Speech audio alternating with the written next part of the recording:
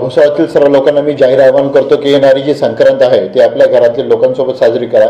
जो पारंपरिकनुसार आपण काही लोक जे पतंग उडवतात तर तो पतंग साध्या दोऱ्याने उडवायचा प्रयत्न करा। नायलॉन मांजा हा शासनाने त्याच्यावर बंदी आणलेली असून BNS ॲक्ट 125 व पर्यावरण संरक्षण अधिनियम 5 नुसार त्यावर कडक कारवाई करण्यात येईल। जो कोणी असा नायलॉनचा मांजा वापरेल त्याच्यावर कडक कारवाई करण्यात येईल। नायलॉन मांजामुळे मनुष्याचाही जीव जाऊ शकतो, पक्षाचाही जीव जाऊ शकतो आणि एखाद्याचं घर उद्ध्वस्त होऊ शकतं।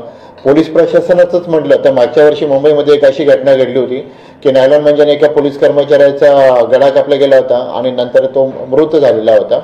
तरी मी लोकांना जाहीर आवाहन करतो की कोणीही नायलॉन मांजाचा वापर करू नये आणि पर्यावरणपूरक आपल्या संक्रांती साजरी करावी। जय हिंद, जय महाराष्ट्र। आपल्या भुसावळ तालुक्यामध्ये आतापर्यंत किती लोकांवरती कारवाई झालेली आहे?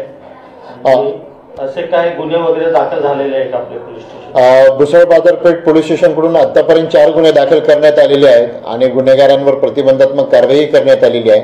तरी पण मी परत नागरिकांना आवाहन करतो की असं कोणी आपल्याला माहिती भेटल्यास तात्काळ पोलीस स्टेशनशी संपर्क साधावा जेणेकरून आम्ही त्यांच्यावर कायदेशीर कारवाई करू।